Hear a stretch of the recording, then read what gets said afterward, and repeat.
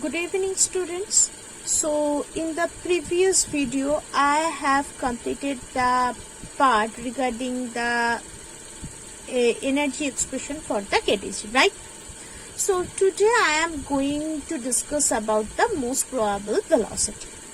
Now for the according to the KTG, it is saying that all the molecules that is present in a gas, they are in the motion, right? So therefore all the energy that is basically inside in the gas molecules, that is nothing but the kinetic energy. Okay, now the question is that in general for the for any gas molecule, the velocity may be very small or it may be extremely high.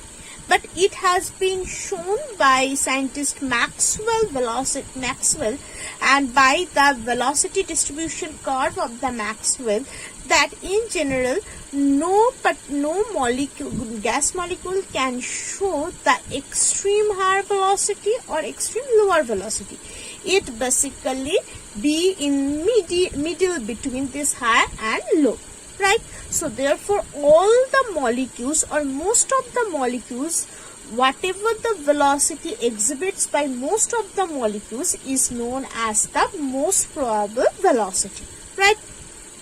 So let us see the Maxwell's velocity distribution curve, and according to Maxwell's, he had provided some expressions regarding the most probable velocity, RMS velocity and average velocity, and I now show you that expressions and the ratios. It is very much important for board examination as well as competitive examination, because based on that some numericals is there and the ratio is very much important. Okay, so let us start. So as per the discussion, the Maxwell's velocity distribution.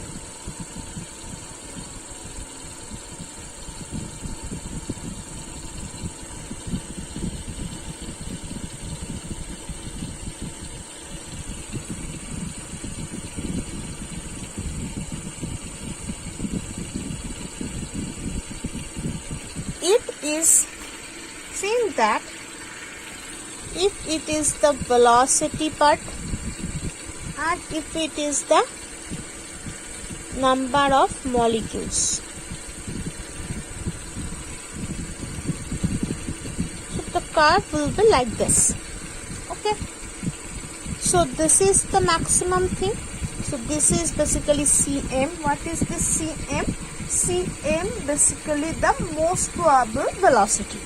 What is this Cm? Cm is the most probable velocity, and this is basically where most of the molecules lies, or most of the molecules are showing or exhibits this velocity, right?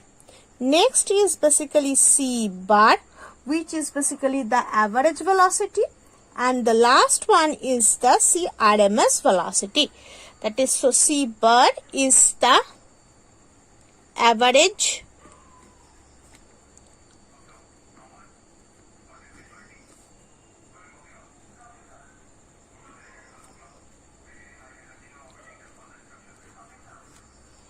RMS velocity, right?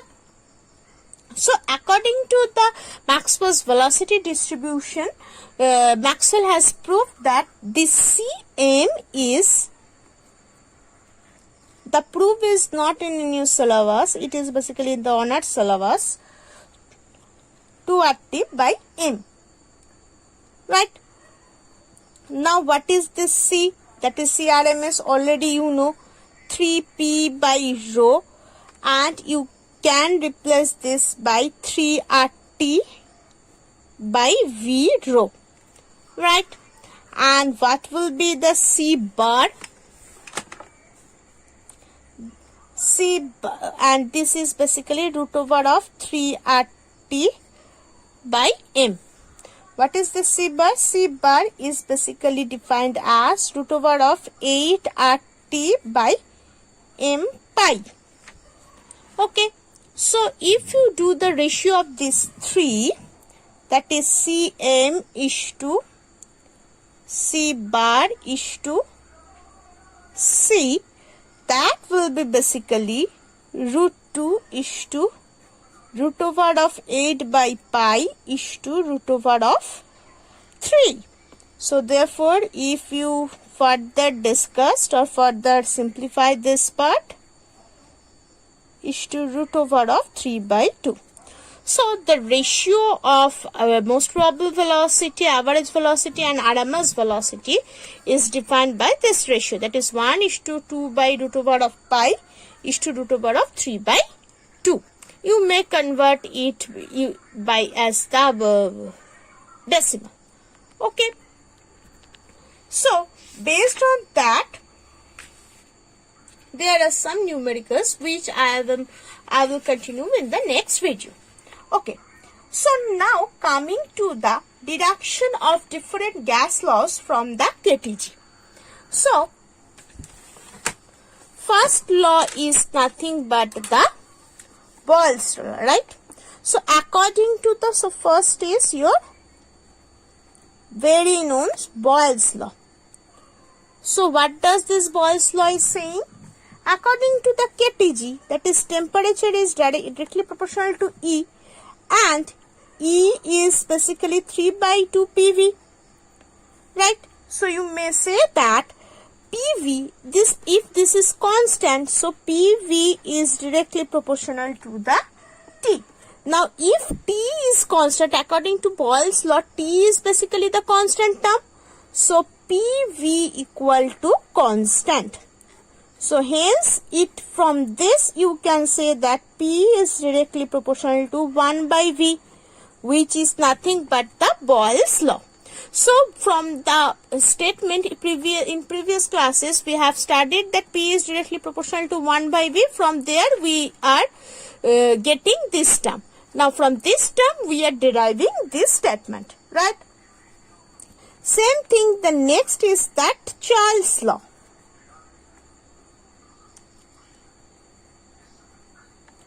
What does that says? It is saying again that is T is directly proportional to E, and E is basically 3 by 2 PV, right? So basically you may write it as T equal to 3 by 2 PV.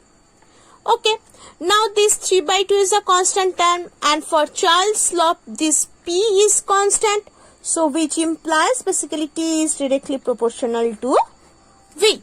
That is basically the Charles' law. Now the pressure law. What does the pressure law is saying? Pressure law is saying that if for a particular ideal gas, if the volume is constant, then the pressure is directly proportional to T. Same thing, same concept.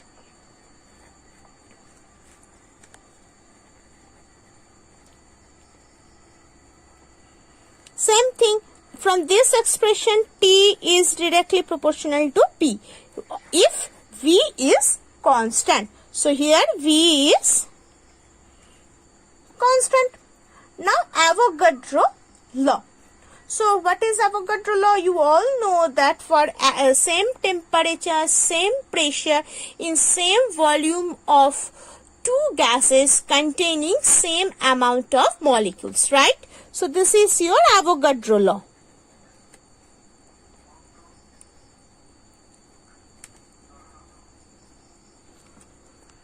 So this Avogadro law, suppose the two gases has been taken and for same temperature, that is temperature is considering as T, pressure is P and volume is V, right? So for the first gas which we have taken, the mass is considered as M1, number of molecules per unit volume is considered as N1, and the RMS velocity is C1. So according to the concept, P equals to 1/3 m in N1 C1 square. For the second gas, the conditions are same. M2 is the mass, N2 is the number of molecules per unit volume, and C2 is the RMS velocity. So P will be 1/3 M2 N2 C2 square. Now, according to the Avogadro's law, the gases should be in the same pressure, right? So therefore, 1/3 M1 N1 C1 square, that will be basically 1/3 M2 N2 C2 square. Now 1/3 cancel out.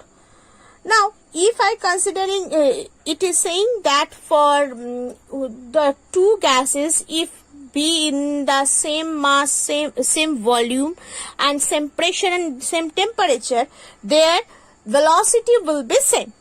So therefore M1 N1, that should be equal to M2 N2, right?